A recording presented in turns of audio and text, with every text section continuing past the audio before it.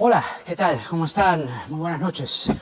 Mi nombre es Jaime Chincha y esto se llama Octavo Mandamiento en el horario estelar de Canal N.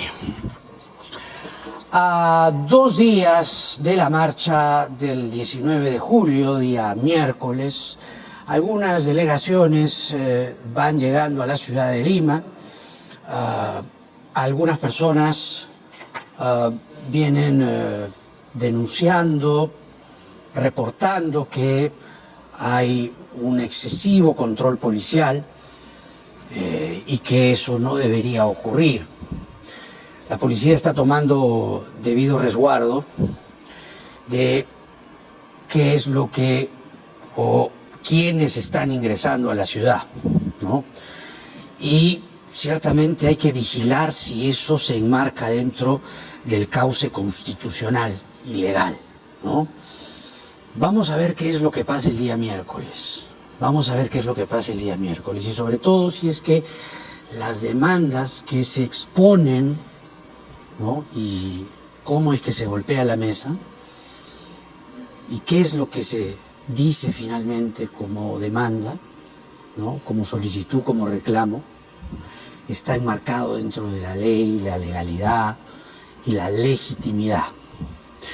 Pero mientras se espera la movilización del día miércoles, aparecen algunas revelaciones que vamos a comentar esta noche.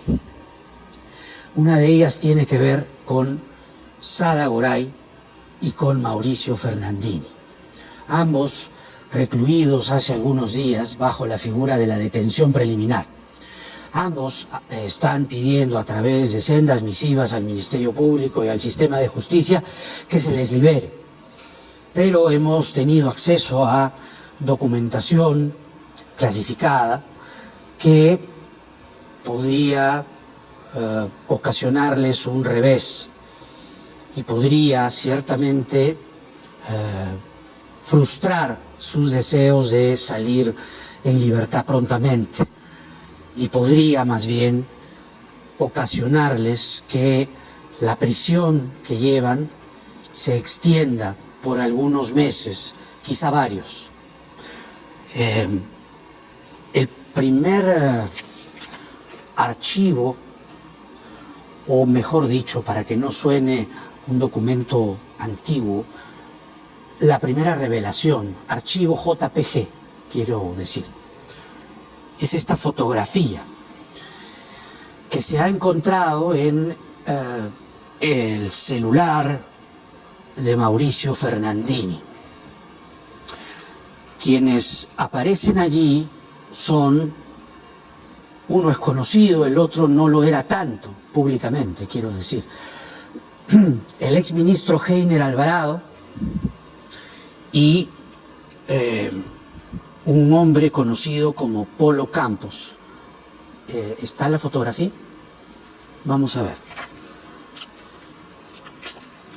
Se llama Acta Voluntaria de Visualización de Mensajes y Nombre de Contacto en Equipo de Celular del investigado Jorge Mauricio Fernandini Arbulú del día 23 de mayo del 2023, ¿no? Se debe de considerar, dice este documento, que es un documento clasificado, titulado Disposición de formalización y continuación de la investigación preparatoria. Y se incluye a los investigados Sada Goray, Mauricio Fernandini, Luis Mesones, Pedro Arroyo, Roger Gavidia, Cintia Rudas, Jacqueline Perales, Marina Subiría, Flor Olivera y otros. A ver, dice aquí, el investigado Mauricio Fernandini, 3 de agosto del 2021, se comunica por mensaje de texto desde su celular, del cual se desprende que Polo Campos, así se llama este señor, le señala: hola Mauri, buenas tardes, te escribe Polo Campos. Me dice mi cuñado, Salatiel Marrufo, que tendrá una reunión contigo. Qué gusto, Mauricio, con toda la confianza con el Chato. Es buena onda. Un abrazo a la distancia, amigo. A lo que Fernandini Arbulú le manifestó: muchas gracias, Polo. Justo le dije del cariño y admiración que sentía por ti. Así es, aquí estoy esperándolo. Todo saldrá bien. Gracias por tu ayuda. Sé que le puedes dar las mejores referencias a tu cuñado. Finalmente, Polo Campos, así se le llama, refirió: estamos para apoyarnos como paisanos que somos. Justamente le decía que eres un caballero y que contigo hay mucha confianza, amigo. Pierde cuidado, él me quiere mucho y espero se puedan llevar bien con el Chato. Esta fotografía, repito, en esta fotografía se aprecia la imagen de Heiner Alvarado y este señor llamado Polo Campos. Su nombre verdadero es Paul Tipana Campos. Paul Tipana Campos. Se le conoce como Polo Campos y bailaba marinera con Mauricio Fernandini. Y esta fotografía se tomó en la casa de Mauricio Fernandini en Pardo y Aliaga, San Isidro, donde fue finalmente detenido, ¿no? Donde se hizo el viernes 7 el allanamiento posterior a su primera detención. Recuerdan ese día en la Embajada de los Estados Unidos. Ese es un primer elemento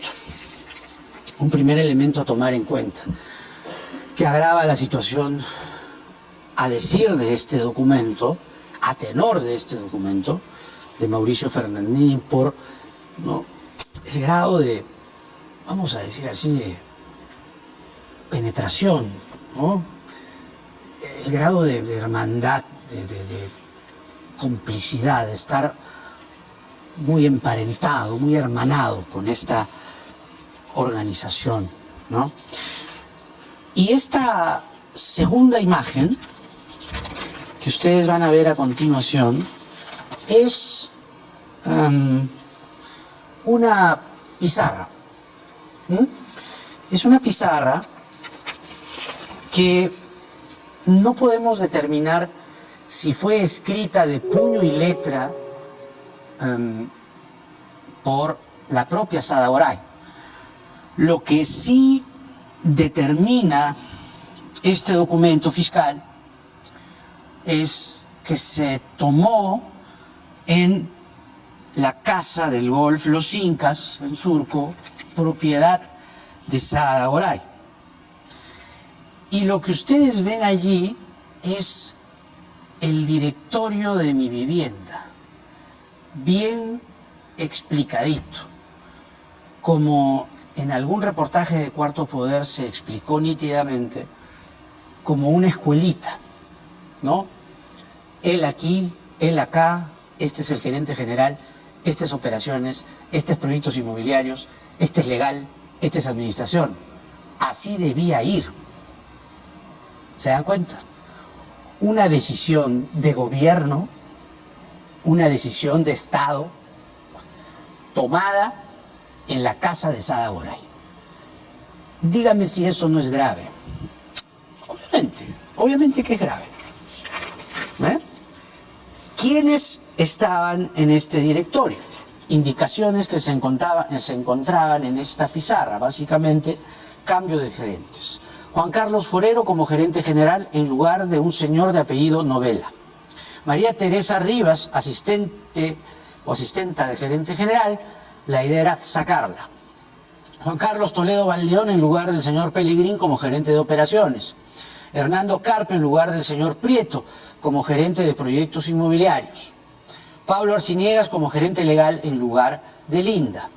Berrocal en lugar de Marco Zapata como gerente de administración. En la gerencia de riegos el pedido era que se cambie al señor Huertas Gastiaburú por el señor Sandro, pero no se dio. Que se mantuviera en la gerencia comercial al señor Paulo Morán. Que se mantuviera en la gerencia de finanzas al señor Iván Gil. Y decían que el señor Luis Mesones Odar ya estaba contratado, ¿no?, como asesor del directorio. El señor Arroyo Marquina ya lo había decidido así. Era una comunicación, no una solicitud. Y pongamos en contexto las cosas, ¿no? Ya había dinero de por medio. Entonces, como decía otro tomo de la corrupción, ya estaba todo bien aceitadito. Entonces todo corría, ¿no? Entonces, 14 de septiembre del 2021, 9 de la mañana, reunión en la casa de la sala de reuniones, primer piso, Los Incas, Centro Empresarial, Circunvalación Golf Los Incas, ¿no? Explicaron las funciones de los directores del Fondo Mi Vivienda. Saada Goray conocía el tema detalladamente, intercedía frecuentemente para exponer direccionar, mejor dicho, la exposición hacia la explicación de las facultades que tenían los directores para la aprobación de las EPNS y los fideicomisos y la solución que debían darle como directores para beneficiar a la empresa Marca Group. Entonces, el colaborador eficaz 16-2023 con fecha 30 de septiembre del 2021 sostuvo otra reunión en la casa de la investigada Saada Goray, donde participaron Pedro Arroyo, Gonzalo Arrieta, Roger Gavidia, Pilar Tijero, Ítalo Arboluz, Saada Goray, Luis Mesones. Pizarra escrita con estas indicaciones. Y acá está lo que les acabo de decir. Todo el directorio, ¿no? Pero ocurre algo. Todo estaba listo. Saada Goray por poco y le faltaba descorchar un champán. Pero el día de la elección de Juan Carlos Forero como gerente general, alguien se abstiene. El señor Gonzalo Arrieta. Entonces Saada Goray se pone nerviosa. Saada Goray se comunica con Arrieta y le dice: amigo, ¿qué pasó? Si no se van los que se tienen que ir, vamos a tener problemas. Arrieta no responde. Luego fueron a almorzar con Roger Gavidia, Gonzalo Arrieta, Pedro Arroyo y Luis Mesones al restaurante La Caravana. Saada Goray llamó por WhatsApp al director Arrieta reclamándole sobre su decisión y en esa conversación le preguntó si tenía alguna preocupación y Arrieta le dice que le preocupa si Forero tiene alguna investigación ante Fiscalía o Contraloría, a lo que Saada Goray le responde que ella tiene contacto con la Contraloría y que vería ese tema. Entonces, Saada Goray llama, no le contesta Arrieta. Le escribe, Gonza, apoya porfa, no se van hoy, estamos muertos. 1:56, 1:56, 1:56, 1:57. No puedo hacer votación ahorita porque Gonzalo no apoya y perdemos. Y así. Déjame pregunto, estoy haciendo consulta, Contralor General, para tu tranquilidad. Y Gonzalo dice: ok, ya están los acuerdos, estamos haciendo el acta. Hola Saada, estos son los puntos que se incumplieron del reglamento. Y entra toda esta situación, ¿no? Así se hacían los enjuagues. Dos hallazgos que ponen primero a Mauricio Fernandini con esta fotografía, ¿no? Es un elemento más, porque esto es su casa. Y la pizarra no se puede determinar, ¿no? De puño y letra que sea la letra de Saada Goray. Lo que sí puede determinar ese documento es que esa pizarra estaba plantada en su casa y que todo eso se discutía en su casa. Entonces, que el directorio de Mi Vivienda se discuta en su casa es de una gravedad mayor, no es un asunto menor, ¿no? Así las cosas, el Ministerio Público, en este mismo documento, en su parte final, está pidiendo que Saada Goray sea incluida en una investigación preparatoria como que ha cometido el delito contra la administración pública, colusión agravada, algo que su abogado negó el viernes aquí. ¿Se acuerdan? Su abogado dijo aquí no, tráfico de influencias. El abogado de Mauricio Fernandini, quiero decir, me corrijo. porque a Mauricio Fernandini le están poniendo el mismo delito. El mismo delito. El abogado Mauricio Fernandini dijo, solo tráfico de influencias, acá dice, delito contra la administración pública, colusión agravada. Sada Goray y Mauricio Fernandini, el mismo delito. Sada Goray y Mauricio Fernandini, a través de sendas misivas, están pidiéndole a la fiscal de la Nación que se levante la medida de la detención preliminar, ¿no? Pero la familia de Sada Goray ha ido un poco más allá. En el documento dicen, de la misma forma, Sada Goray fue aceptada como testigo con código de reserva por las declaraciones que brindó ante la misma fiscal de la Nación en Estados Unidos y cuyo testimonio contribuyó significativamente a precipitar la caída de un régimen corrupto que afectaba a nuestro país. La fiscal de la Nación ha respondido a través de un video. Veamos. Que la Fiscalía de la Nación lleva a cabo las investigaciones de altos funcionarios. Y por ello, toda diligencia, reitero, toda diligencia que se realice en el Perú o en el extranjero a fin de esclarecer los hechos que involucren a un alto funcionario son de carácter reservado. Además, no he intervenido en ningún proceso de colaboración contra la señora Sada Goray. No aclara enfáticamente la fiscal, por lo menos ese es el sentido de esta intervención en video de 40 segundos, no aclara enfáticamente lo que la familia le imputa o le refriega, ¿no? Nosotros que colaboramos a precipitar la caída de un régimen corrupto. Esta más bien es una declaración política que no debería estar entretejida con asuntos meramente fiscales, o por lo menos no es la labor de un ministerio público que se precie de ser tal, ¿no? Confunde o se confunden los roles y las labores y los objetivos, ¿no? Así las cosas, vamos ahora sí a lo político, ¿no?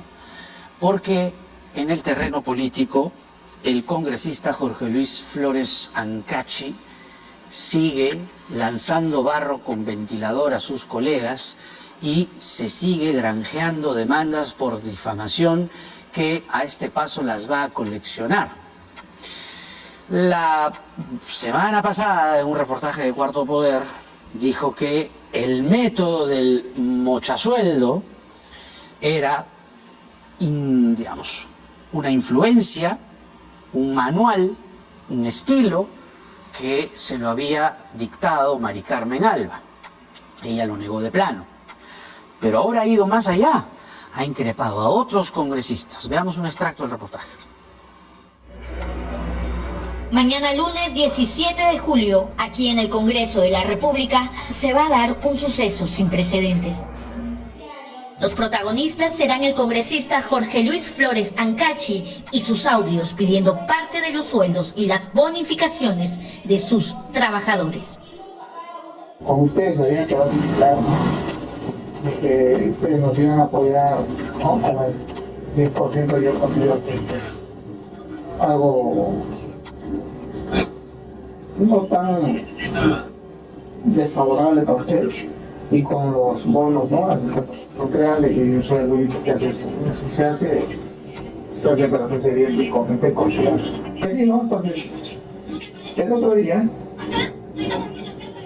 no sé, varios meses, cuando todavía estaba en un cantín, habló de Montoya, Seabra, de los tres militares, y del otro pelado,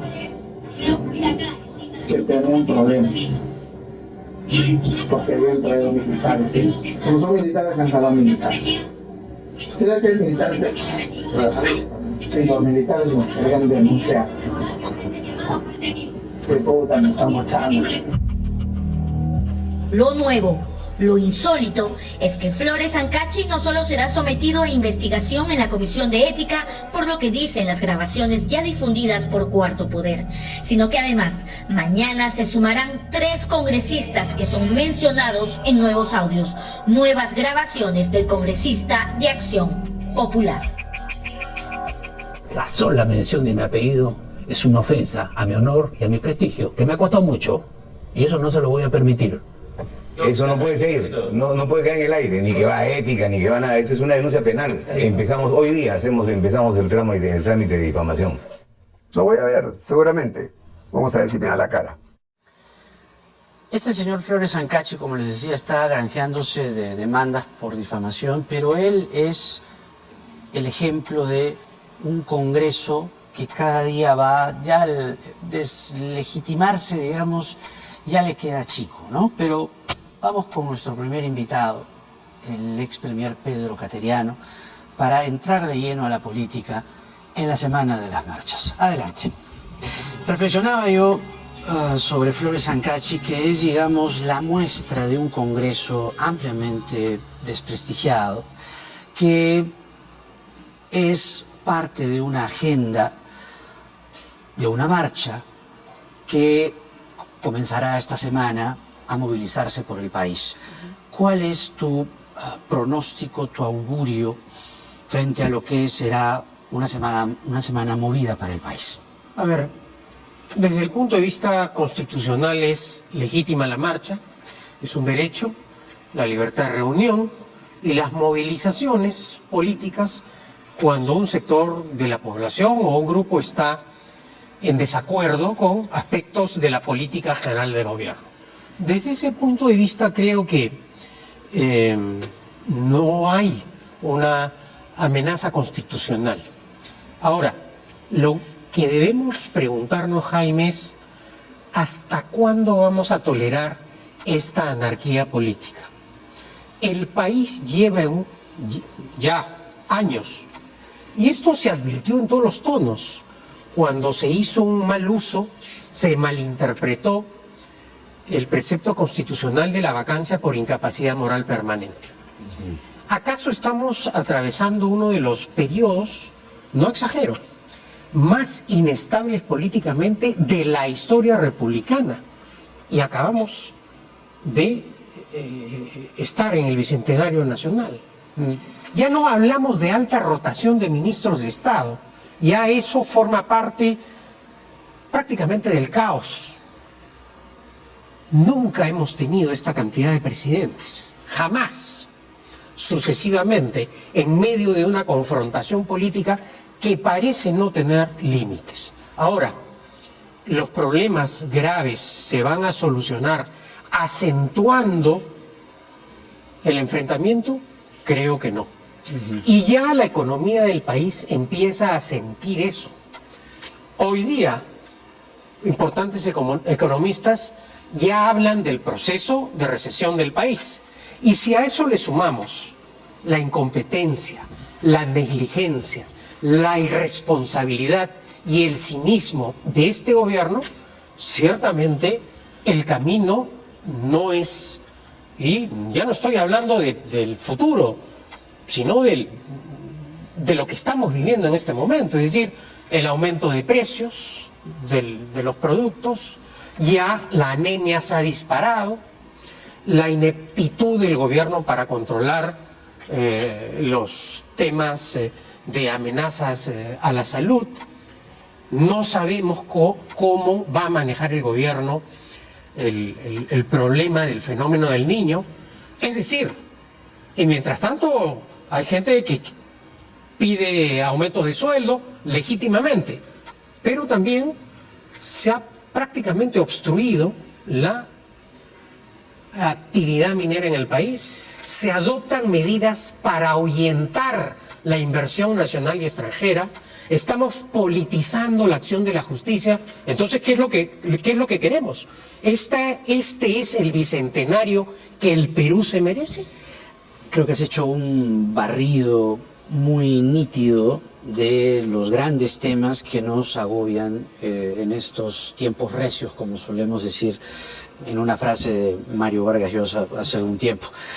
Pero veamos a los protagonistas. Dina Boluarte, la presidenta, lanza cada tanto mensajes de auxilio, ¿no?, entremezclados también con aquella frase para el olvido de "quieren más muertos". La policía y algunos también uniformados dicen que Sendero Luminoso está presente, cuando lo que recordamos más bien es de ese espectro político de la derecha y socios políticos que Sendero había sido derrotado por Fujimori. Entonces, no nos queda claro en qué parte Sendero había resucitado. Punto número 2. Punto número 3, el Congreso de la República con 9% de aprobación ha vomitado algunas leyes que son francamente deplorables, como la de la colaboración eficaz, de espaldas al país. ¿Qué camino podemos encontrar? Y voy un poco más. ¿Cuál puede ser la agenda mínima de consenso en estos días duros? Te pongo un tema. ¿Podemos ponernos de acuerdo en un solo tema? Es decir, ¿podemos ponernos de acuerdo como nación dividida, separada, magullada, de que no haya ni un solo muerto en esta semana? Yo creo que esto es fundamental, lo que mencionas. Es decir, la democracia, ¿en qué se diferencia de la dictadura? En el tema del respeto a los derechos humanos. En una democracia es inadmisible muertos por el ejercicio abusivo del poder y, sobre todo, sin que se hallen a los responsables. Entonces, creo que a nadie en su sano juicio se le ocurre que lo que le beneficia al país es la violencia. Hemos vivido, hemos sufrido la demencial acción del terrorismo con Sendero Luminoso y el MRTA. Por eso reitero, a nadie en su sano juicio se le puede ocurrir que la violencia es la salida para esta crisis que nosotros estamos profundizando, porque esa es la verdad.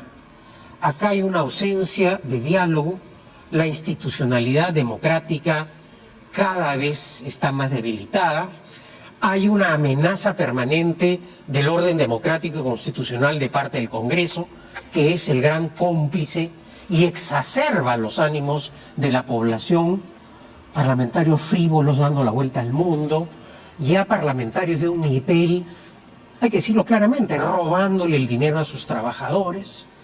Entonces, ciertamente, se está trabajando una situación que tenemos que detener. El país no puede continuar con este cinismo. Es decir, la complicidad, el encubrimiento de actos delictivos en el Congreso, que es multipartidario. Porque hay que recordar que el señor Acuña, cuando imputaron a uno de sus congresistas, dijo que el partido iba a aplicar la norma, pero como se trató de su hermana, tuvo una amnesia repentina. Pero no solo fue el partido del señor Acuña.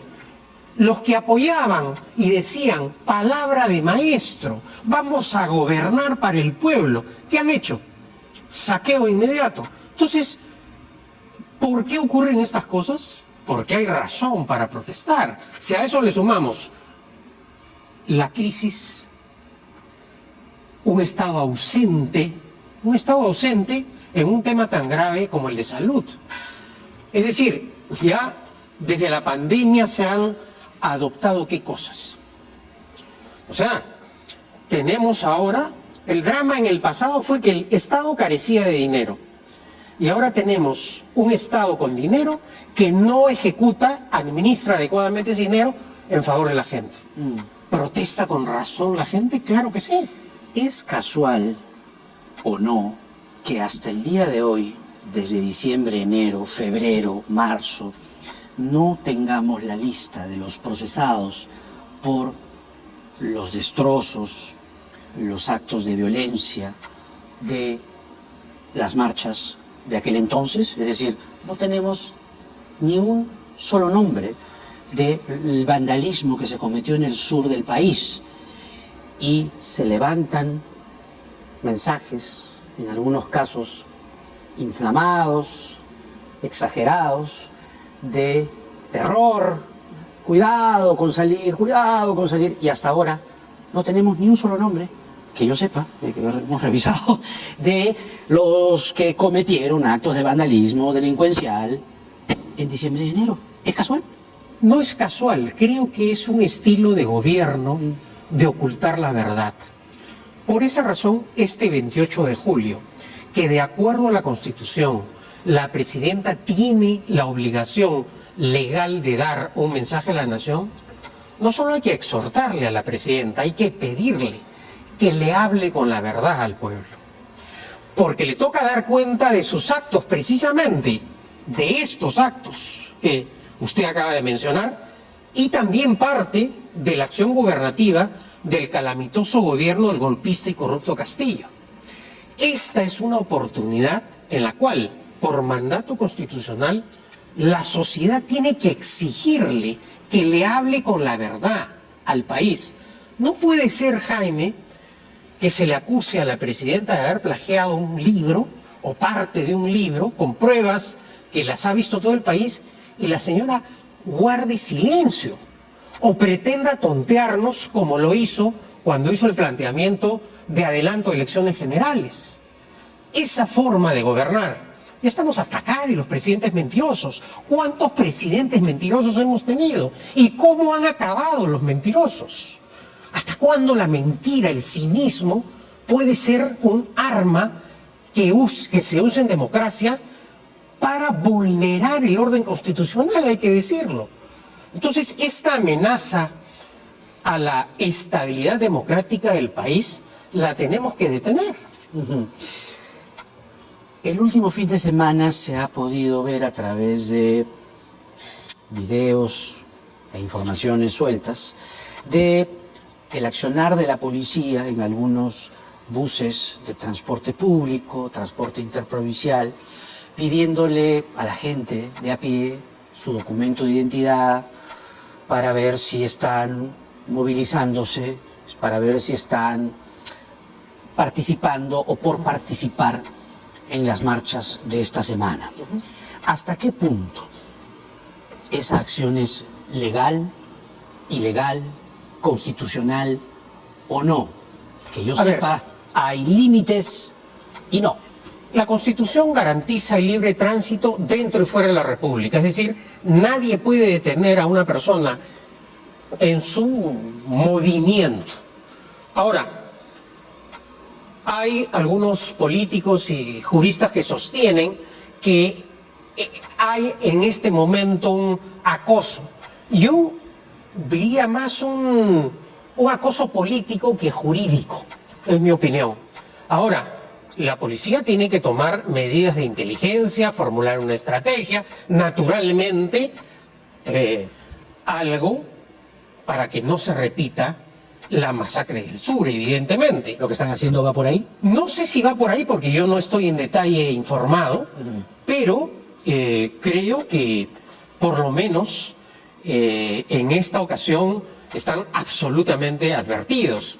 Y no es que el presidente del Consejo de Ministros exhorte a las Fuerzas Armadas y a la Policía Nacional, ni que la presidenta mantenga silencio. No, la presidenta es la jefa suprema de las Fuerzas Armadas y la Policía Nacional. Ella da las órdenes. Y el responsable político de esas órdenes es el presidente del Consejo de Ministros. En eso hay que ser absolutamente claros. Si estos señores piensan manejar con la misma negligencia esta marcha, van a estar en aprietos, en serios aprietos. ¿Hasta qué punto es exagerado o hasta qué punto es maniqueo mencionar tantas veces como se ha podido escuchar, sobre todo en los últimos días, a Sendero Luminoso como actor, en algunos casos ya parece hasta protagónico, de las marchas de esta semana? No, actor protagónico no. Lo más probable es por información de la policía, porque yo tampoco he tenido acceso, ni, dicho sea de paso, ha habido preocupación del Congreso en las comisiones de inteligencia y defensa para citar a los ministros y que den cuenta de esto, ¿no? Si hay eso es porque evidentemente durante el calamitoso gobierno de Castillo se ha reorganizado el terrorismo. No habría otra explicación, ¿no? Si es así de grave la situación, creo que hay que tomar medidas. Ahora, ¿Se debe tomar con pinzas lo que dice la policía? yo no sé, no me quiero precipitar, pero lo que sí es importante es que se hable con la verdad. Pueden estar en las movilizaciones personas que ya cumplieron la pena, puede ser. ¿Son terroristas? No son terroristas, pero sí tienen un pasado, ¿no es cierto?, de acción violenta que merece tomar precauciones. A ver, ¿qué es lo que uno puede deducir de esto? ¿Temor político? ¿Ineptitud? ¿Falta de información? ¿Confusión? Y ante estos hechos, casi indiferencia total del Parlamento frente a la situación política que acontece en el país, ¿no? La conferencia episcopal se pronuncia esta misma noche, hace minutos nada más. Tenemos el comunicado, ahí está. No a la violencia destructiva, ni un muerto más. Mira, justo en la misma línea de... Creo que estamos llegando a un consenso en un país, como te decía en la pregunta aquella, ¿no? En un país que no es capaz de ponerse de acuerdo en nada, casi nada. Hay un tema, por Dios, aprovechando la influencia de la conferencia episcopal y citando a Dios, un solo tema, por Dios, uno en el cual este país fragmentado y dividido podría ponerse de acuerdo. Ni un solo muerto, por favor, dice aquí, ante la anunciada tercera toma de Lima, la presidencia de la conferencia episcopal cree oportuno dirigirse al pueblo peruano para manifestarle: 1. El derecho a la protesta está garantizado constitucionalmente, artículo 28. En un Estado de Derecho la protesta es un pilar democrático de quienes no están de acuerdo con una determinada gestión política o administrativa. Es justamente lo que decía Pedro Cateriano. 2. Por otro lado, la violencia o el vandalismo, vengan de donde vengan, deslegitiman el derecho a la protesta. Coincidimos con el parecer de la Comisión Interamericana de Derechos Humanos en su informe sobre el caso peruano, abril 2023. Los actos de violencia no están protegidos por el derecho a la protesta. Por ello, la vulneración de la paz social y el orden público exigen la intervención de las instituciones responsables de garantizar los derechos ciudadanos. Ningún peruano o peruana tiene la potestad de levantar la mano contra otro u otra. El respeto a los derechos humanos es una obligación de todos, de ciudadanos y agentes del orden, y todos debemos ser rigurosos en su estricto cumplimiento. Asimismo, debemos respetar y velar la vida, el derecho al trabajo, al libre tránsito y a la salud. Igualmente, el respeto a los bienes públicos hace una invocación. Propiedad privada es una exigencia, no una alternativa. En este sentido, se debe evitar el cierre de vías públicas, facilitar el traslado de emergencias de salud y el acceso al socorro de bomberos. El gobierno peruano en todas sus instancias tiene la imperiosa obligación de escuchar al pueblo peruano y no ser ajenos a sus urgentes necesidades y justos reclamos, porque no hay democracia sin presencia y participación de la población, pero esta tiene que estar organizada y con presencia activa. Debe tener dirigentes con nombre y rostro propios. Solo así las autoridades con la ciudadanía podrán estar legitimadas para el logro y progreso del Perú. Hacemos un llamado a no perder la esperanza. El Perú es nuestro y nosotros somos los únicos responsables de sacarlo de la crisis política, social, económica y moral. Asimismo, estamos llamados a respetar y proteger la gran riqueza cultural de nuestro pueblo, dice la conferencia episcopal. Hacemos un llamado al diálogo, a la gran familia peruana, un diálogo entre todas las sangres, no a la indiferencia egoísta ni a la violencia destructiva. Es momento de unirnos para buscar el bien común de todos los peruanos. Seamos constructores de paz, progreso y esperanza, afirman Monseñor Cabrejos, el cardenal Barreto y el obispo de Lurín, Monseñor Carlos García. ¿Qué le parece, Pedro, este comunicado? Bueno, es un comunicado oportuno y en términos generales creo que abarca todo, ¿no? Y coincide más o menos lo que hemos estado comentando, ¿no? A tono con lo que sí hemos estado señalando. Ahora, ¿qué puede conseguir esta movilización? Algo puede conseguir, más allá de la expresión, que es algo que es constitucional, es legal, se ha denunciado, hay noticias aisladas, ¿no? Que, por ejemplo, le quitan la banderola a un grupo de personas en Megaplaza, en Lima Norte, se la arranchan de pronto. Eso está mal, porque la gente tiene derecho a manifestarse. Entonces, podría estar configurándose un escenario de restringir, conculcar el derecho a la protesta. ¿Sientes eso? No lo siento. Aún. Aún se percibe en algunos casos temor, ineptitud en el manejo de la estrategia, pero claramente lo acaba de señalar la propia conferencia episcopal, estamos ante un derecho constitucional que se tiene que respetar, le guste o no al gobierno. Me guste o no, yo no voy a ir a marchar, pero me guste o no, es un derecho que tiene ese sector. Y en democracia es así. Claro. Eso quizás sea oportuno poder ponerlo en la mesa, ¿no? ¿Qué es lo legal, legítimo en esta movilización? La protesta es un derecho. Por tanto, la protesta corre. Es legal, es legítima. La libertad de reunión, La libertad de reunión también. el libre tránsito, El libre tránsito también. la libertad de expresión, El opinión expresarse, ¿no? y el derecho a hacer política. Y el derecho a hacer política. Entonces, un gobierno no puede negar eso en democracia. Pero ¿cuándo comienza la ilegalidad? ¿Cuándo tiran piedras A ver, nuestro derecho acaba La fiscalía. cuando comienza el derecho ajeno.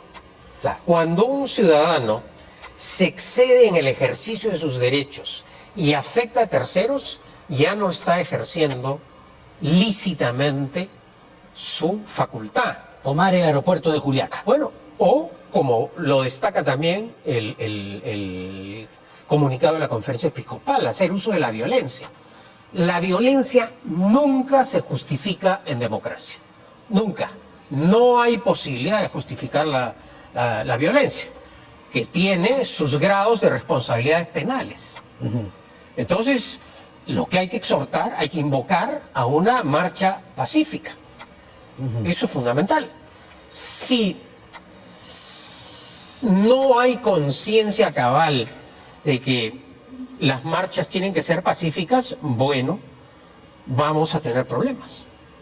¿Qué problemas podemos tener? Bueno, si ocurren excesos, uso de violencia, la propia conferencia episcopal acaba de decir, por ejemplo, que en caso de enfermos o heridos, bloquear e impedir el auxilio. Ocurrió eso. Ocurrió en el sur. movilización de fin Bueno, de año. por esa razón digo, hay que ser también desde el punto de vista de la apreciación política objetivo, ¿no? ¿Considera usted que si esta marcha ocurre, pasa, la gente protesta, se expresa, todo transcurre y finalmente, ¿qué es lo que invocamos? ¿Qué es lo que queremos? Los demócratas de bien, no ocurre ni un solo muerto. Pasa la marcha, viene Fiestas Patrias, el gobierno de Dina Boluarte, ¿pasa la ola? ¿Llega al 2026? No lo sé, es bien difícil especular, ¿no? Pero en este grupo de los que convocan la marcha hay un sector radical que califica a la presidenta Boluarte de dictadora, que la permanentemente desconoce su acceso constitucional al poder, que pide asamblea constituyente violando el orden constitucional. Es decir, hay un sector ahí importante que lo que quiere es el caos. ¿Cómo se canaliza eso? Dependerá también de la responsabilidad del país en general. Por eso, al comienzo Jaime decía que nosotros no podemos continuar con esta confrontación permanente. ¿Qué es la democracia? Es el equilibrio entre los poderes del Estado, ese es el principio básico. No es la confrontación permanente, no es el pleito permanente. Tenemos en algún momento que encontrar un espacio de diálogo para tratar de ir revirtiendo esta dramática situación. Ese espacio natural vendría a ser el acuerdo nacional. Podría ser uno de los espacios. ¿Hay otro? Bueno, el Parlamento ha renunciado a ser el foro de todos los peruanos para dedicarse solamente a sus intereses económicos, políticos y partidarios. Y eso realmente es vergonzoso y condenable, ¿no? Lo más triste es que renuncia a obligación que además está estipulada en la Constitución y le da elementos a la marcha, le da elementos a quienes quieren cerrarlo. Exactamente, exactamente. Es paradójico. Es exactamente. Y eso se ve reflejado inmediatamente en las encuestas, ¿no? La que se ha publicado o la que se ha divulgado el día de hoy, pues, está en una situación realmente de repudio nacional el Congreso, ¿no? Y eso no es bueno tampoco para la democracia, ¿no? ¿Hay futuro? Siempre hay futuro. Lo último que hay que perder es el optimismo. Pedro Cateriano, expresidente del Consejo de Ministros, con nosotros. Le agradecemos, Pedro. Gracias. A la próxima. Sigue con nosotros Jorge Nieto Montesinos. Ha sido ministro de Defensa y le damos la más cordial bienvenida. Decía bien Pedro una de sus últimas frases. El Congreso ha renunciado a su responsabilidad de ser el espacio de diálogo y de recoger las demandas de la gente y convertirlas finalmente en propuestas de ley y hacerlas ley y ser el espacio de representación. ¿Ha renunciado para ti a esa responsabilidad histórica, a esa responsabilidad constitucional? ¿Cuál es la responsabilidad que tiene el Congreso en la marcha? ¿Y cuál sería la responsabilidad de ocurrir actos de violencia este miércoles? Bueno, que el Congreso tiene responsabilidad no hay ninguna duda. Y yo creo que ha hecho algo más que renunciar a convertirse en el foro de la composición y del acuerdo político, que es lo que debería ser. Hay una fracción mayoritaria en el Congreso que bajo la bandera de abajo los caviares, ¿dónde están? Persíganlos. Lo que quiere no es quedarse hasta el 2026. Es quedarse hasta el 2031, porque están buscando intervenir a través de distintos recursos en las instituciones que tienen que ver con la composición del Jurado Nacional de Elecciones y con la OMPE. Y ese es el objetivo fundamental.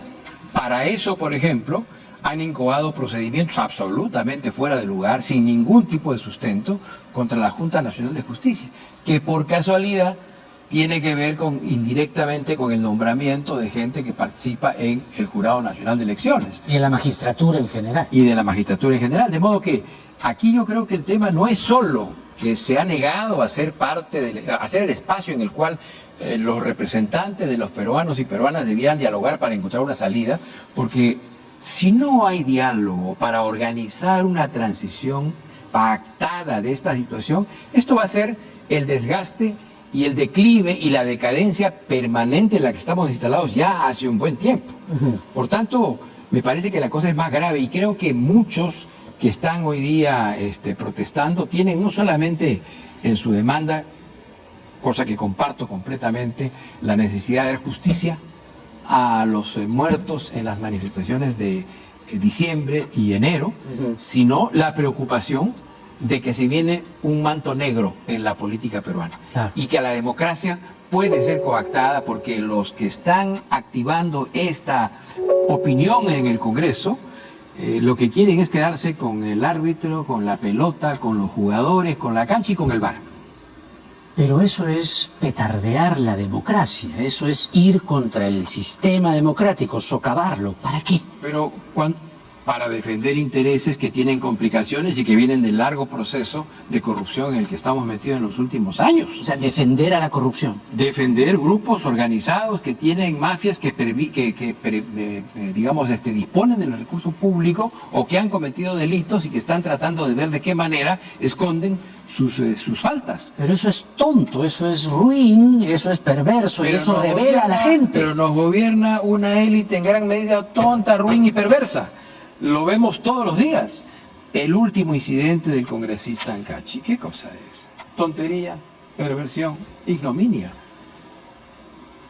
¿Qué es lo que vemos cuando el gobierno, a través del Ministerio de Cultura, legitima un discurso de violencia recibiendo a un grupo que ha amenazado de muerte al presidente del Jurado Nacional de Elecciones sin que ninguna autoridad mueva una sola pestaña?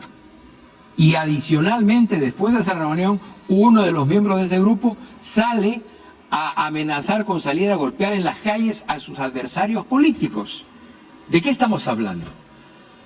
Trump, su discurso violento provocó la toma del Capitolio.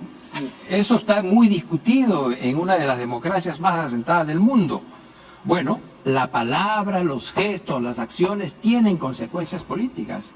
Y por tanto, lo que vemos a consuno entre el gobierno y el Congreso es justamente ese atizar el fuego, ese cuestionar la democracia política, y lo que necesitamos es construir un espacio de centro político que nos permita modificar esta situación. En primer lugar, para organizar la transición, pero adicionalmente a eso, Jaime, preparar el próximo gobierno. Preparar el próximo gobierno. Has dicho organizar la transición. ¿Cuándo? Hay que discutirlo. La verdad política no la tiene uno, es resultado de una deliberación y de un entendimiento y de un acuerdo. Pero de acuerdo a la Constitución eso no sería posible ahora. Todo se puede políticamente cuando se producen acuerdos y modificaciones.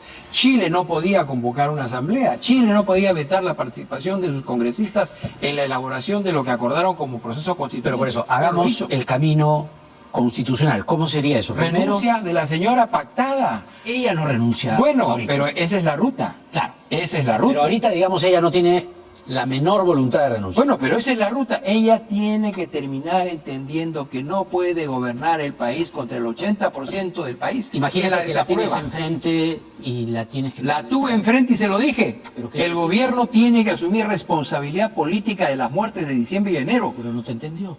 Bueno, hay que insistir, hay que persistir y hay que tener la fuerza agrupada suficiente. Si tuvieras a Dina Boluarte enfrente, ¿cómo le convencerías de ello? Se lo he dicho cuando estuve presente, se lo volveré a decir, le explicaré. No puede gobernar el Perú hasta el 2026 con el 80% de la población en contra. El Congreso no puede pervivir con el 90% de la población en contra. Y más aún, si uno mira una de las últimas encuestas, ¿qué dice? Hay un dato que me llamó muchísimo la atención. 53 o 54% considera que este gobierno es peor que el gobierno del señor Castillo. 53, más de la mitad de peruanos considera eso. Apaga la luz y vámonos. Hay que haber hecho las cosas muy mal. Apaga la luz. Para que un gobierno incompetente, corrupto e incendiario sea superado en la opinión de la gente por este gobierno. Por tanto, esto no puede continuar. Y quienes piensan que va a haber un proceso de recuperación económica y de crecimiento en este clima latente de inestabilidad, se equivocan profundamente. Esto fue lo que dijo Dina Boluarte hoy. A ver si es que centramos la discusión ahí, si es que ella logra con este discurso y este mensaje de hoy conectar algo en parte con la gente. Lo escuchamos y lo comentamos. A ver, adelante. Y eso es lo que tenemos que hacer, que a nuestro Perú lo quieran y lo amen allá afuera. Por eso necesitamos trabajar en paz, necesitamos dialogar, necesitamos una unidad nacional, necesitamos querernos y encontrarnos como peruanos y no necesitamos de aquellos mensajes que nos desunen, que nos polarizan, que nos ponen frente a uno contra el otro. Dios dijo bien claro: amaos los unos y los otros. Ama a tu prójimo como a ti mismo. ¿Y cómo nos amamos nosotros si es que no amamos a nuestro prójimo? ¿Te convenció? Si ama al Perú, yo le digo a la señora Boluarte que nos hable con la verdad, que asuma sus responsabilidades, que en la cabeza de quien es su primer ministro asuma responsabilidades políticas por las muertes de peruanos, porque matar peruanos en manifestaciones como se hizo no es amar al prójimo. Por tanto, recuperando su palabra en Cristo, haga lo que tiene que hacer. Háblenos con la verdad nos hará libres y haga lo que tiene que hacer. La anemia ha aumentado hasta 42, 43% en un tiempo vertiginoso. El informe de un organismo internacional sobre la alimentación en el Perú es más de la mitad está en riesgo alimentario. Bueno, ¿qué estamos haciendo para eso? Eso no ha ocurrido desde ayer, eso viene desde un tiempo atrás. Y usted fue ministra de un gobierno que desorganizó lo poco que habíamos avanzado en institucionalidad en el Estado y cuyo resultado es hoy día el crecimiento de la anemia infantil. Gravísimo, porque en ciertas edades, entre los 6 meses y los 3 años, anemia significa una probable lesión para toda la vida. Háblenos con la verdad, abra un espacio de conversación y diálogo con sinceridad. Si eso no existe, no veo de qué manera usted pueda colaborar a que los peruanos nos amemos los unos a los otros. Según unos datos que publica Hildebrand el viernes, en el gobierno piensan que si remontan en la marcha del miércoles y no hay muertos y todo transcurre con una aparente normalidad, ellos están convencidos que llegan al 2026. ¿Piensas que es un razonamiento lógico, políticamente hablando? Yo creo que ese razonamiento es el origen de lo que vemos como una sobreactuación de la policía en distintos tipos de acciones que hacen en los últimos 2 o 3 días. Están sobreactuando. El principal propagandista de la toma de Lima para algunos minoritarios, de la marcha hacia Lima para otros que están en disputa en la conducción de ese movimiento, es el gobierno. Y las acciones que están tomando para evitar lo que consideran puede ser su fin o, si transitado ese momento, su permanencia permanente. Pero yo le preguntaría a la señora presidenta, ¿cuál es el propósito de su gobierno? ¿Solo durar hasta el 26? ¿Eso es todo? ¿Qué vamos a hacer con todos los demás problemas? ¿Cuál es la tarea histórica que quiere usted asumir frente al país? Hasta ahora, lo que vemos en los hechos es que no existe. Por tanto, si no existe, sea sincera, háblenos con la verdad, abra su corazón, escuche, denos justicia y el día del 28 de julio plantéenos su renuncia y la apertura de un proceso de transición pactada que nos permite entrar y devolverle al pueblo, al ciudadano, la voluntad de decisión de este impasse. ¿Eso esperas que en el mensaje de 28 ella anuncie un adelanto de elecciones? Bien difícil lo veo. No, creo que es lo que debería hacer. Abrir un proceso de transición pactada, porque estamos en una situación de decadencia permanente, tanto a nivel institucional como en el crecimiento económico. Tenemos una situación internacional difícil, no es una situación fácil, pero porque no tenemos una situación fácil, porque la situación es complicada, requerimos un gobierno que con una visión convoque las energías nacionales, las una y nos pueda enrumbar en una salida a esta crisis. Ese gobierno no es eso. 80% de la gente está desaprobando la gestión del gobierno. 90% desaprueba la gestión del Congreso. ¿Cómo van a convocar a la unidad nacional si claramente la sociedad les está diciendo no te quiero? Por tanto, si de verdad hablaran de amor al prójimo y de hablar con la verdad y vamos a ser todos hermanos, empiecen por escuchar lo que les dice el 80% de su país. La democracia es mucho más que el mandato de las mayorías, también es el respeto de las minorías, pero empieza por escuchar la voz de las mayorías. Invocaron a puertas abiertas desde un ministerio que conoces, el Ministerio de Cultura, para recibir a la resistencia. Suena a que le abren a todo mundo, es decir, le abren a cualquier grupo que desea participar en la vida política, social, artística, cultural del país. ¿Así funciona la cosa? No, así no funciona la cosa. Eso ha sido claramente un error político. La ministra tiene responsabilidad porque salió a convalidar y a defender en un primer momento la reunión. Pero sigue. Y dijo que había una situación de discriminación étnica o algo así. Pero luego el primer ministro la corrigió. La presidenta creo que no se ha pronunciado sobre el asunto. Pero es claro que en un contexto como en el que estamos, recibir a un grupo violentista que se dedica a perseguir a sus adversarios políticos, que promete, que pide, que organiza o que por lo menos denuncia la muerte del presidente del Jurado Nacional de Elecciones. Jaime, la muerte de uno de los presidentes de uno de los poderes del Estado no es cualquier cosa. Y luego anuncia que va a salir a perseguir a las calles, me imagino que durante la manifestación que se viene, a sus adversarios políticos para golpearlos y pegarlos.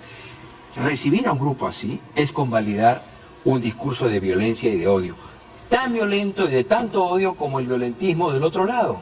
Y como aquellos que hicieron más o menos lo mismo en otras circunstancias. Eso no puede ser convalidado. El mínimo es respetar la vida y aprender a escuchar al otro. El máximo es organizar una transición que nos permita entrar a un proceso anticipado de elecciones.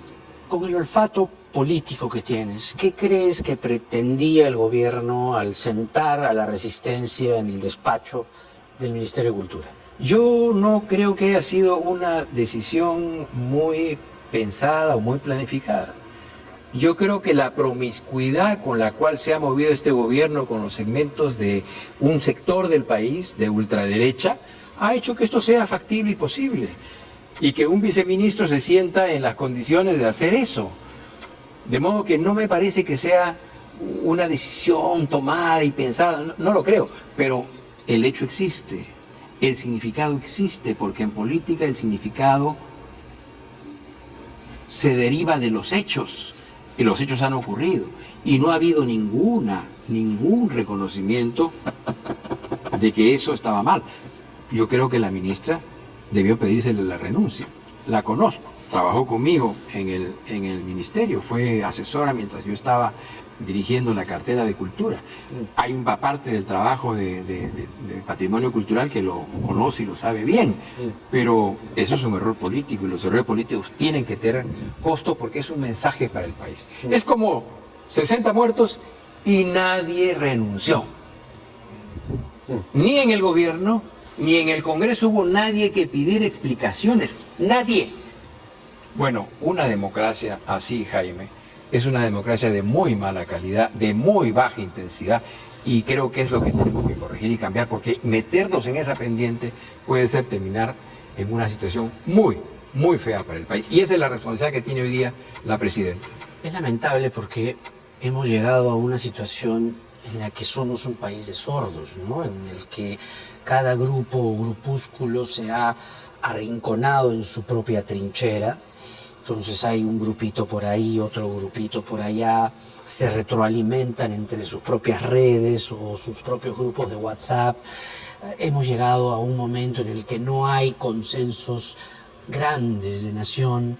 Es muy triste porque a la vez no hay liderazgos que puedan agrupar a todos esos pequeños grupúsculos que saltan y que se enfrentan el uno con el otro. Yo reflexionaba el otro día, lo hice hace un momento también con Pedro y al inicio del programa. ¿Sería posible que nos pongamos de acuerdo, hoy país dividido, fragmentado, disminuido, triste y a la vez alterado, de que solo nos pongamos de acuerdo en un solo tema, un hito, que no haya ni un muerto? Bueno, es el mínimo. Por eso. Y es el mínimo que mandata esta Constitución, el mínimo. Un tema. Es el mínimo. ¿Se puede? Deberemos. Y en este caso eso es responsabilidad de quienes atizan desde un sector la violencia contra el otro. Y eso es mutuo. Y tenemos que abrir un espacio de entendimiento y de razonamiento. No es fácil la situación, Jaime. ¿Por qué no es fácil? Porque tuvimos un momento de crisis parecido a fines de los años 60. Y hubo un surgimiento de un liderazgo militar que encontró un cuerpo de ideas organizado a través de la CEPAL, que permitió tener una cierta coherencia en políticas públicas. No importa si está bien o está mal, pero hubo un cuerpo de ideas que encontró en ese liderazgo la forma de vehiculizar una salida a la situación. Ocurrió lo mismo en el 92, 93. Había una situación de crisis, el dispendio populista no daba para más, se necesitaba ajustar y corregir, y hubo un liderazgo que se encargó de comprar un grupo de ideas que no eran nacionales, que estaban circulando en el escenario internacional y que se encargó de llevarlas adelante porque había un cuerpo técnico dispuesto a hacerlo. No importa si tenían razón o no, si fue correcto o no fue correcto, fue así. ¿Cuál es la dificultad que tenemos hoy día, no solo en el Perú, sino en el mundo? Que ese cuerpo de ideas no existe. Que frente a la crisis general no tenemos un cuerpo de ideas validado que nos permita decir hay que hacer esto y hay que hacer eso. ¿Y eso qué hace? Eso hace que la importancia del liderazgo sea multiplicada y sea mayor. ¿Por qué? Porque estamos en un mundo en el cual muchas veces no es el conocimiento el que nos va a dar la salida, sino muchas veces es esa cosa casi mágica que es la intuición de los liderazgos, que miran una situación y son capaces de sacar de lo que ven, de las señales que leen, una salida a la situación. Creo que estamos en ese momento y estamos en el esfuerzo de persistir, de construir ese espacio de centro político que nos permita transformar el país. Está Vladimir Cerrón en este momento disertando en el Parlamento.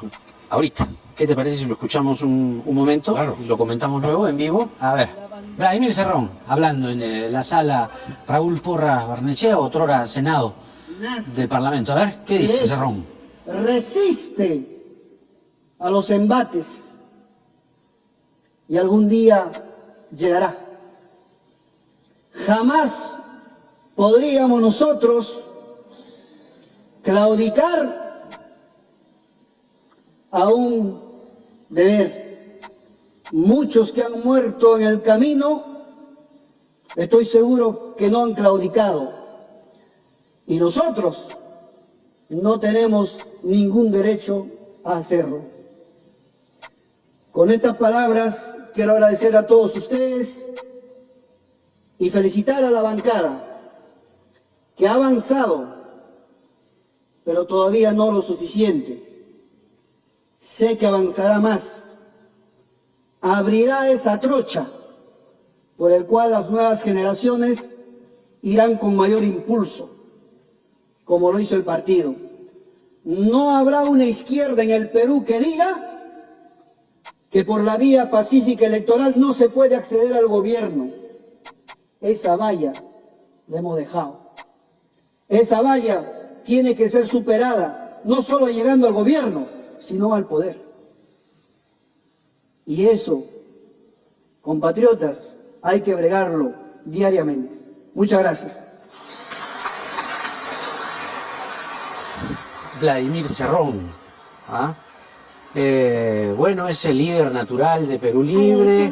Abrazos, apretón de manos de sus congresistas, su hermano Valdemar, con él también.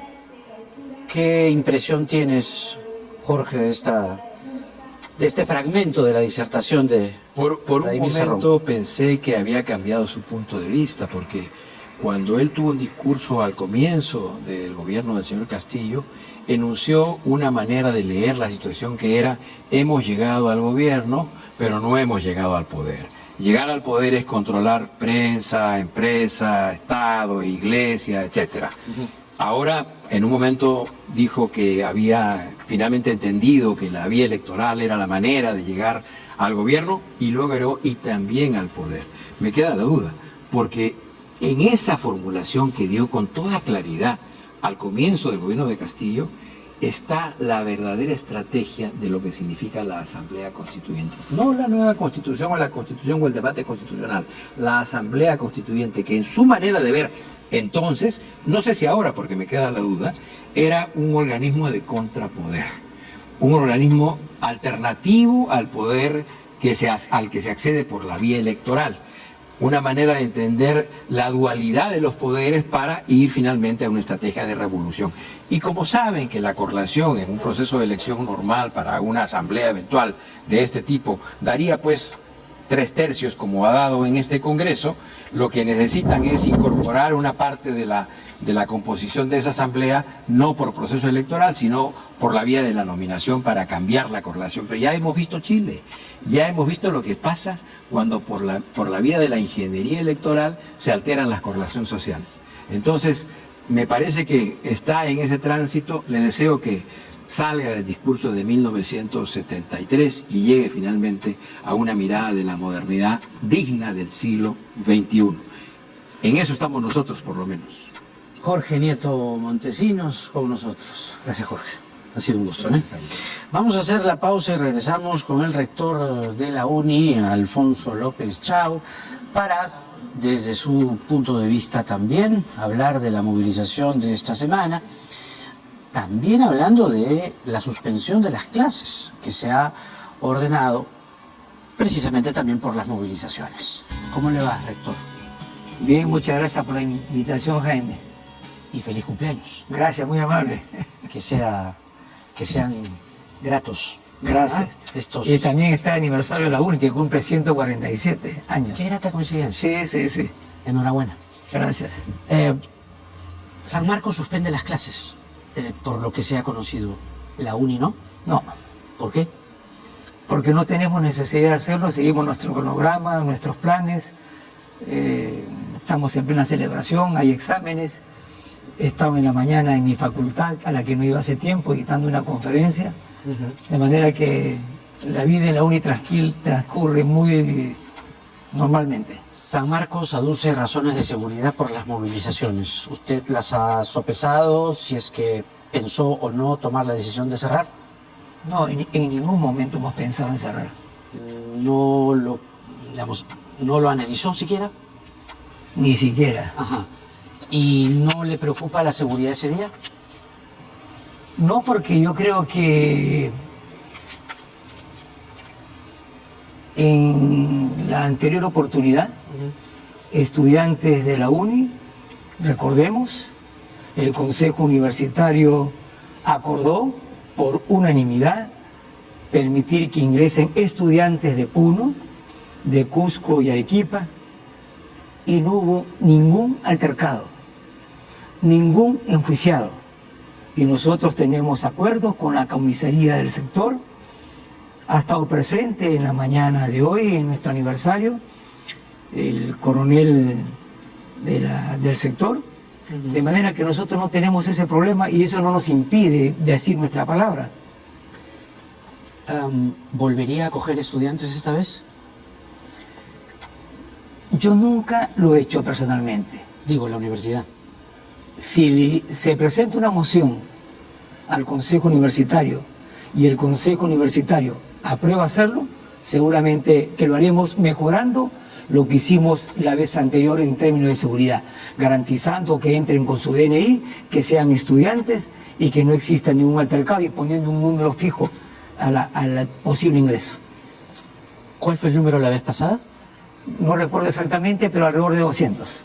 La Contraloría por entonces pidió explicaciones por recibir a estudiantes. ¿En qué quedó eso? Manifestó una extrañeza, ¿no? Que haya quedado una extrañeza, pero no tenemos ningún cargo al respecto nosotros. Hay una demanda que sigue su curso, nos ha citado la Fiscalía por ese tema, y nosotros vamos a concurrir y dar nuestras explicaciones en el marco de nuestra autonomía. Pero además tenemos una constancia del comisario del sector. ¿Bajo qué criterio la Fiscalía le cita? Señalan que es peculado de uso permitir el ingreso de los estudiantes que ingresaron a la UNI, ¿no? ¿Se allana usted a esa solicitud? Nosotros ya cuando vayamos vamos a contestar que eso no tiene nada que ver con nosotros y que nuestra autonomía permite hacerlo. Siempre ha sido así. ¿De sus atribuciones, digo, de la Fiscalía, hacer esa clase de demandas o solicitudes o requerimientos? Lo que pasa es que hay que entender, la fiscalía aliada a los grupos que están tratando de atemorizar cualquier cosa alternativa, sigue su curso, pero eso está ocurriendo en todo el mundo. Eso es una lógica de una concepción liberal reducida. Explícame bien eso. En el mundo, cuando hay crisis, surgen cosas muy parecidas al fascismo. Y el fascismo instaura un orden y empieza a anular las libertades. Eso es una ley. Esa ecuación de orden versus libertad, estos sectores privilegian el orden. Las democracias modernas no hacen eso. Yo he puesto un ejemplo y he dicho, esa relación entre orden y libertad, cuando uno se traslada a una empresa, las empresas más prósperas del mundo no podrían tener éxito nunca si es que todos lo subordinan al orden de un gerente. Lo que tienen que hacer es ampliar la libertad para involucrar en su visión a la mayor parte de sus trabajadores. Se trata de otro orden que no anula la libertad y las empresas lo practican y las naciones modernas deben hacer lo mismo. Empezó usted haciendo esta explicación cuando le preguntaba sobre la Fiscalía. ¿La Fiscalía para usted se está extralimitando o está cumpliendo, me decía, un guión, una orden? ¿Cómo era? Tenemos, en algunos casos la Fiscalía ha procedido a decir, no anular, sino que se archive, en nuestro caso, lo manda a archivo para que otro fiscal lo recoja. El argumento contra la UNI de haber permitido que los estudiantes ingresen no tiene ni pies ni cabeza, ni pies ni cabeza. Si nos quieren atemorizar, no lo van a conseguir. Si ese es el propósito, no lo van a conseguir. Hoy día he estado en la celebración de la UNI, la representante de la Contraloría estuvo presente y nos dijo, en un momento dado, que ella como ciudadana nos felicita. ¿Así? Sí. Pero como... Y está grabado. No le pregunté. No cabía que le pregunte. Preferí quedarme con ese argumento. ¿Le han pedido oficial u oficiosamente que usted suspenda las clases? No, nadie. ¿Quién me lo podría pedir? Pregunto, cualquiera que nos pida, no lo aceptaría. Salvo que sea una cosa de palabras mayores, ¿no? Pero en el curso en que estamos, en el contexto en que estamos, y alguien me lo pida, el rector de la UNI no lo aceptaría en uso de su autonomía. ¿Va a participar usted en las marchas? Lo estoy pensando seriamente. ¿Y por qué lo estoy pensando seriamente? Una periodista, Rosa María Palacios, saca un editorial el día de ayer diciendo quién me acompaña. Y me hizo recordar a María Parado. Estuve en Ayacucho, en la cárcel, donde ella estuvo, y señaló lo siguiente, antes sus carceleros: yo no estoy aquí para informar a ustedes, yo estoy aquí para luchar por la libertad del Perú y de América Latina. Rosa María Palacios está en ese ambiente, y como soy chalaco, me siento retado, por eso lo estoy pensando. Esa señora no puede quedarse sola, es una señora muy digna, y creo que ese valor requiere que el país civilizado le rinda un homenaje por el valor que ha tenido. Además, ha sido presionada por esto que se llama la resistencia. Yo he estado en la mañana en el Congreso celebrando la invitación del gobierno regional de Lima y pude decir, cuidado, cuidado con despertar al Perú bronco. Cuando se acelera el otro lado, la reacción empieza a darse. No sea que una gran porción del Perú decida pasar a la clandestinidad. Estamos a tiempo todavía. ¿Sí? ¿Algo como en el 80? No me diga. No, yo estoy pensando en la gesta de los apristas, en el pasado. Víctor Raúl. Así es. Y sus mártires. Si el fascismo crece, no hay puertas legales, porque poner la cara, como la pone Rosa María Palacios, es un peligro. Y entonces el pueblo, en un instinto de conservación, pasa a la clandestinidad, como ocurrió en España en un momento dado. Yo espero que eso no ocurra. He dicho, estamos a tiempo. He llamado a un pacto histórico entre la izquierda y la derecha para darle salida a este impasse. Como no hay un centro sólido, si hubiera un centro sólido político, los extremos desaparecen, porque hay una alternativa para los militares, para los empresarios, para los trabajadores, para todo el mundo. Pero como no existe ese centro sólido, se polariza. Y ellos creen que pueden hacer lo que les da la gana. Y no se dan cuenta que están encendiendo una mecha. Hay un silencio sísmico. Yo lo veo así. Y que se puede explotar de mil maneras. Es más, la misma Rosa María lo advierte. Ojo, dice, si eso sale, es el reino de la barbarie. Yo le llamo la posibilidad, si no hay espacios, de que la gente llame, ¿no es cierto?, grupos aislados y empiecen a llamar paso a la clandestinidad para responderle a la resistencia. ¿Cómo le responde usted a la resistencia? ¿Cómo se le ha respondido antes? Legalmente. Legalmente, esa es mi apuesta. Pero ellos están empujando a lo contrario. Ellos están empujando a lo contrario. Están alimentando cosas. Espero que se den cuenta. Cuando yo digo eso, llamo a un pacto histórico entre la derecha y la izquierda, que podría evitar. ¿Cuál es el precio? ¿Cuál es el precio, Jaime? ¿Pedir adelanto de elecciones es subversivo? Por favor, Jaime, la presidenta misma pidió adelanto de elecciones. Un partido político en el Congreso ha pedido adelanto de elecciones. Y tenemos muertos en la juventud por pedir lo que después solicitaron el Ejecutivo y en el Congreso. Y ahora la UNI se ratifica en lo mismo, porque lo dijimos en un comunicado. Adelanto de elecciones para darle una salida al país. Eso requiere un pacto histórico entre la derecha y la izquierda. En el pacto, Jaime, no es que yo me subordino uno al otro. En el pacto entra la fuerza de los que acuerdan, la fuerza de la inteligencia, la fuerza democrática, la fuerza moral, incluso la fuerza ideológica. ¿Sabe qué pasa? A la derecha Lucia le interesa ese pacto. ¿Sabe qué pasa? Que no hay un liderazgo. Entonces mi pregunta es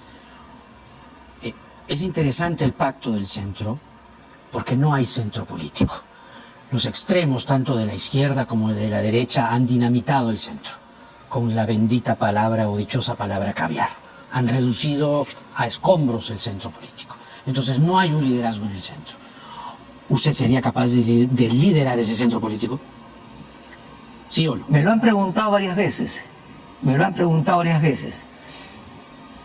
Lo que le corresponde en estos momentos al rector de la UNI es salir a Puno y decir su palabra. Ir al Cusco y decir su palabra. Lo estamos haciendo. Hemos estado en Ancas y hemos dicho algo muy parecido a lo que yo le estoy contestando a usted. Y he dicho, si en algo hay liderazgo, le he dicho a los jóvenes, amárrense los pantalones. Y a las mujeres, amárrense las faldas. Es la hora de ustedes. Necesitamos renovar las élites. Ya habrá tiempo de hablar de candidaturas. Pero el rector les dice, háganlo, por favor. Es lo único que nos puede salvar. No le he dicho esta palabra o dichosa palabra caviar. Han reducido a escombros el centro político. Entonces no hay un liderazgo en el centro. ¿Usted sería capaz de liderar ese centro político? ¿Sí o no? Me lo han preguntado varias veces. Me lo han preguntado varias veces. Lo que le corresponde en estos momentos al rector de la UNI es salir a Puno y decir su palabra. Ir al Cusco y decir su palabra. Lo estamos haciendo. Hemos estado en Ancas y hemos dicho algo muy parecido a lo que yo le estoy contestando a usted. Y he dicho, si en algo hay liderazgo, le he dicho a los jóvenes, amárrense los pantalones. Y a las mujeres, amárrense las faldas. Es la hora de ustedes. Necesitamos renovar las élites. Ya habrá tiempo de hablar de candidaturas. Pero el rector les dice, háganlo, por favor. Es lo único que nos puede salvar. No le he dicho candidatura, le he dicho liderazgo. Bueno. Candidatura menos entonces. ¿Eso lo asumiría usted? ¿Un liderazgo del centro? Creo que de manera natural todos los rectores somos líderes. ¿Y candidatura? Creo que es muy pronto para hablar de eso. El rector de la Universidad Nacional de Ingeniería, Alfonso López Chau, con nosotros. Gracias. Siempre es un gusto. Gracias, Jaime. Es un placer siempre.